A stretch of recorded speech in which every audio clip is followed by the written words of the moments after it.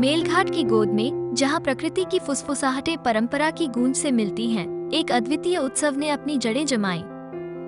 मेरा नाम आयुष कृष्णा है। मैं भारतीय वन सेवा 2022 बैच का ऑफिसर हूँ। धारणी सब डिवीजन में हम वन महोत्सव का त्यौहार मना रहे हैं, जो कि 1 जुलाई से 7 जुलाई तक मनाया जाता है। इसकी शुरुआत के.एम. मुंशी जी ने 1950s में की थी और साथ ही साथ हम पब्लिक अवेयरनेस में इसके संगोपन के लिए भी बहुत कोशिश कर रहे हैं। तो आइए हम वन महोत्सव मनाते हैं वन संरक्षण के लिए। धन्यवाद। वन महोत्सव 2024 सिर्फ एक कार्यक्रम नहीं था, यह एकता, समर्पण और मानवता व प्रकृति के बीच अटूट बंधन का प्रमाण था। तो एक आदमी को 7 से 8 पेड़ की आवश्यकता है, तो इसलिए आपकी जिम्मेदारी सिर्फ इसलिए नहीं बनती, इसलिए भी बनती है कि आप अपना संगोपन भी कर सके।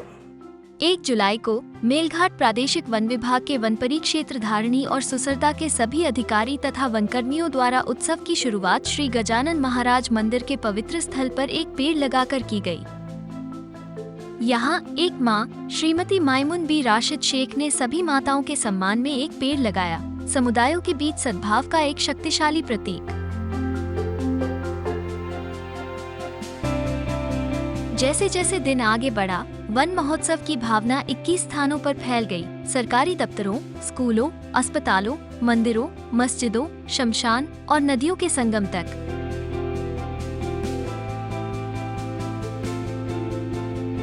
कुल 24,893 पौधे लगाए गए, प्रत्येक एक आशा और जीवन का प्रतीक। 2 और 3 जुलाई को स्कूली बच्चे और हमारी युवा पीढ़ी की रचनात्मकता को उजागर किया गया।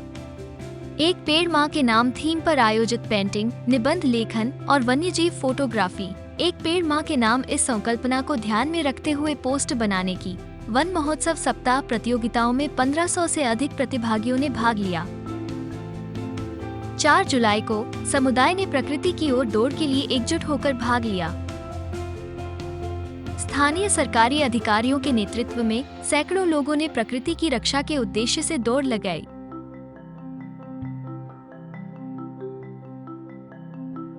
अगले दिन आदिवासी बच्चों ने जंगल के चमत्कारों का अन्वेषण किया। दुर्लभ औषधीय पौधों के केंद्र में उन्होंने प्रकृति की अद्भुत शक्ति और उसे भविष्य की पीढ़ियों के लिए संरक्षित करने के महत्व के बारे में जानकारी दी गई। 6 जुलाई को स्वच्छ भारत अभियान के साथ एक्शन का दिन चिन्हित किया गया। वन अधिकारियों और वनकर्मियों ने समुदाय के साथ मिलकर धारणी गांव की सफाई की और नवनिर्मित धरती में पेड़ लगाए, पुनरुत्थान का एक सच्चा प्रतीक।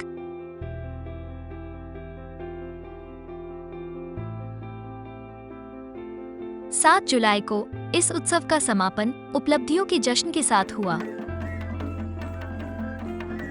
That is why we are celebrating this type of occasions, कि ये हमारे लिए फाइनल वार्निंग ना हो। इस वार्निंग से पहले we should act।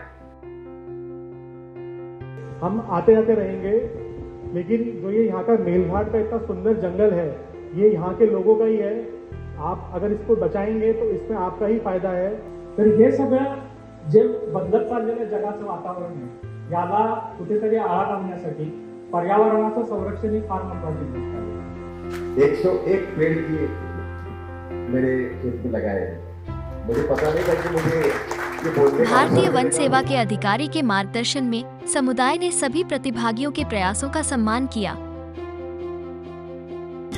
क्या हो रहा है? फर्स्ट डिपार्टमेंट क्या कर रहा है? ये हमने पहले स्टॉल्स लगाए हैं अलग-अलग जगह। प्राचीन गदली नृत्य और एक कराटे प्रदर्शन ने समापन समारोह में सांस्कृतिक समृद्धि जोड़ी। महाराष्ट्र वन विभाग की अमृत वृक्ष आपल्यादारी इस संकल्प के अनुसार वन विभाग द्वारा धारणी तहसील के सरकारी कार्यालय के परिसर में सिपणा, तापी, गडगा, मेलघाट, खापरा नाम के अमृत वृक्ष स्टॉल्स लगाए गए। इन स्टॉल्स पर न्यूनतम शुल्क में लोगों को पौधे उपलब्ध किए गए। जैसे ही हम वन महोत्सव 2024 को याद करते हैं, आइए हम सीखे गए सबक और लगाए गए बीजों को आगे बढ़ाएं और उन्हें एक ऐसे भविष्य में पोषित करें जहां प्रकृति और मानवता एक साथ फले फूले। इसका देखभाल करेंगे ना आप लोग? प्लांट पानी जाके देंगे? आओ हम सभी इस वर्ष में लगाए गए हर घर अमृत वृक्ष का चिंतन करें और इसे याद रखते हुए निश्चय करें, हर जन्मदिन पर ना करें व्यर्थ खर्चा, लगाएं पेड़ पौधा। ना करे प्लास्टिक पॉलीथीन का उपयोग, ना करे पानी का दुरुपयोग। कचरे के डब्बे में डालेंगे, ठीक है? कौन कौन कचरे के डब्बे में डालेगा प्लास्टिक? पक्का? पक्का प्रॉमिस? आओ मिलकर हाथ बढ़ाएं, धरती को चढ़ाएं हरियाली का चोगा, लगाकर ढेरों पेड़, रखें भविष्य की पीढ़ी को स्वस्थ और खुशहाल। एक पेड़, आगे ना, एक पेड़, आगे ना।